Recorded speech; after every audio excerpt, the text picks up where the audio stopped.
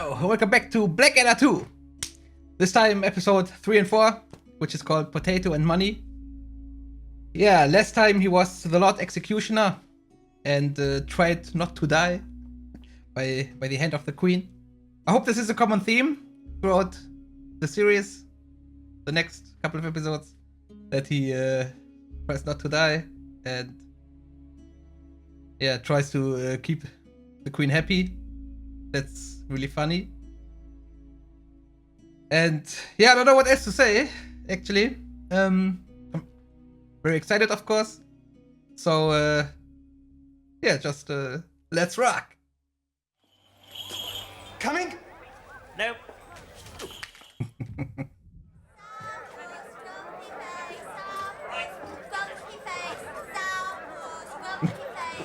What is he doing? Oh man. Potato? Thanks, I don't. Walter, it's Bucko to see you. Oh, matey! I'm sorry. She says hello. He's sitting on the throne. We set sail from that alone? Plymouth in the spring of 1552. He couldn't even put 6 gobstoppers in his mouth. He's a complete no-hoper, isn't he, Walt? He certainly is. It is called the Sea of Certain Death, and no sailor has crossed it alive. You know, I was planning a jaunt around the Cape of Good Hope myself. Okay. I see. Just to impress them? If you do this, I'll probably marry you.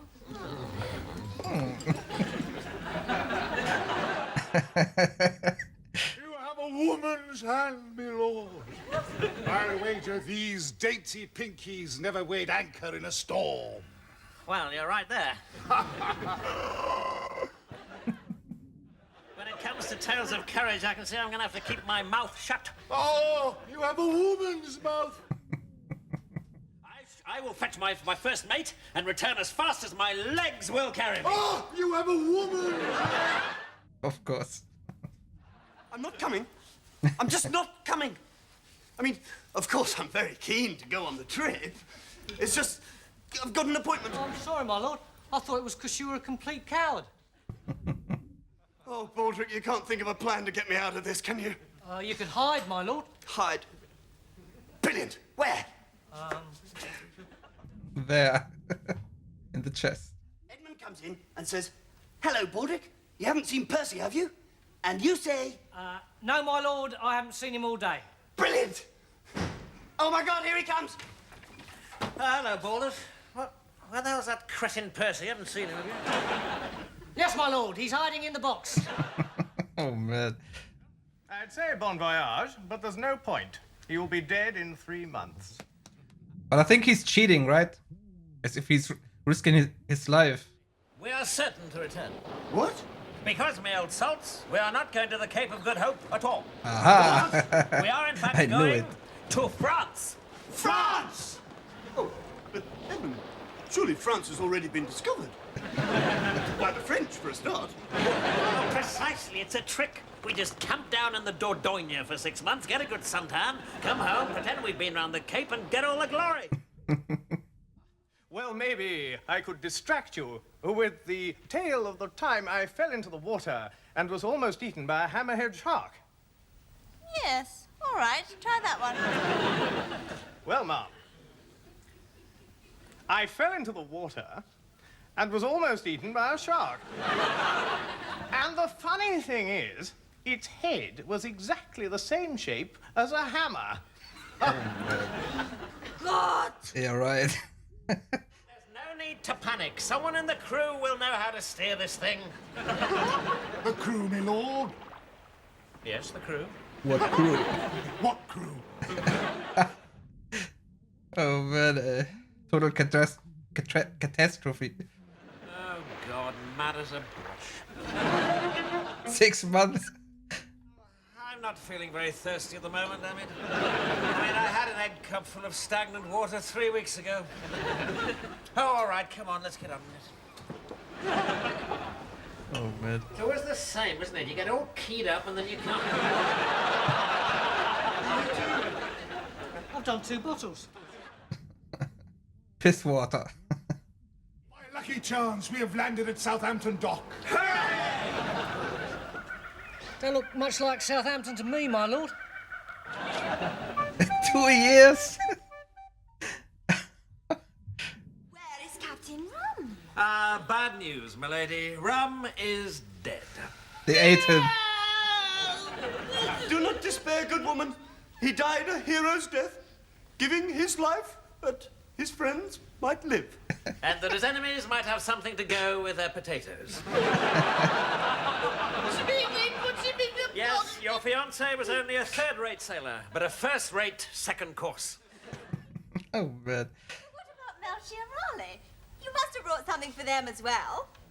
There was one thing, Mum. Good. A fine wine.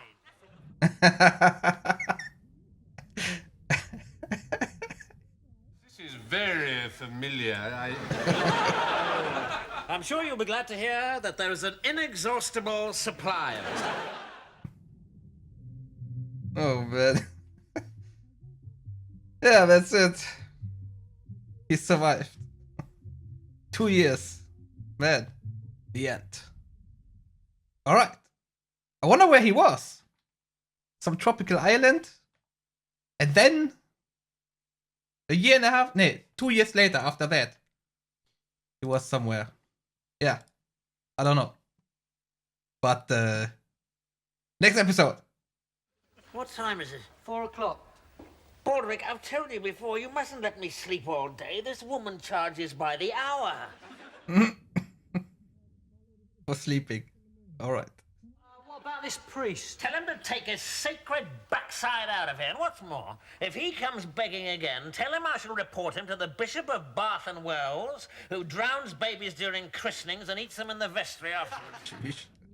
It's that priest. He says he still wants to see you. And did you mention the baby-eating Bishop of Bath and Wells? I did, my lord. What did he say? He said I am the baby-eating Bishop of Bath and Wells. Good Lord. Do you know what day it is today? No, I don't. It is exactly 1 year ago to the day that the Bank of the Black Monks of St. Herod lent you £1,000. Ooh. Our motto is repayment or revenge. Not to repay a loan is a sin, and we black monks, we hate sin. Your Grace, may I introduce my mother? I haven't got 1,000 dunghead. I've got 85 quid in the whole world. But you're always boasting to the Queen about how wealthy you are. But do not despair, for I have some small savings, carefully harvested from my weekly allowance, set aside against my frail old age. Like 10 By quid lucky or hap, 'tis something. just over 1,000, methinks, and has Oh. for years been hidden beyond the wit of any thief, in an old sock, under the squeaky floorboard, behind the kitchen dresser. You've seen it? Seen it, pinched it, spent it.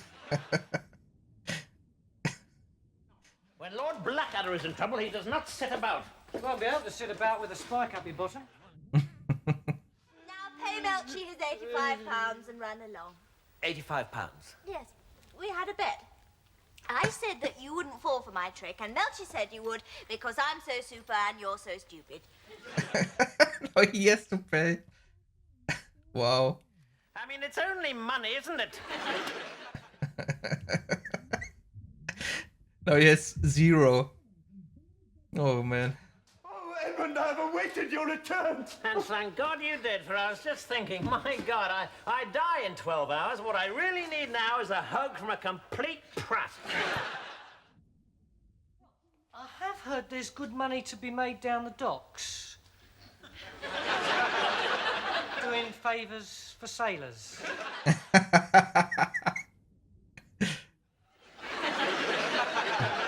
Oh man.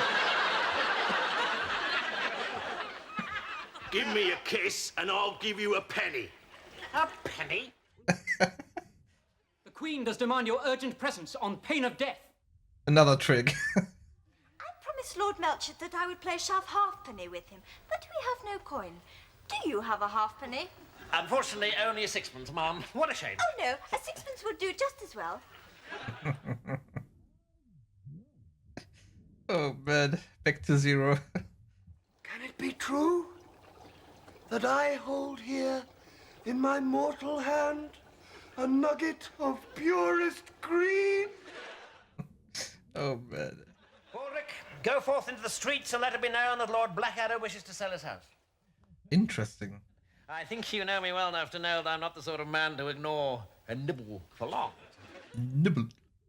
You mean you crap out of the window?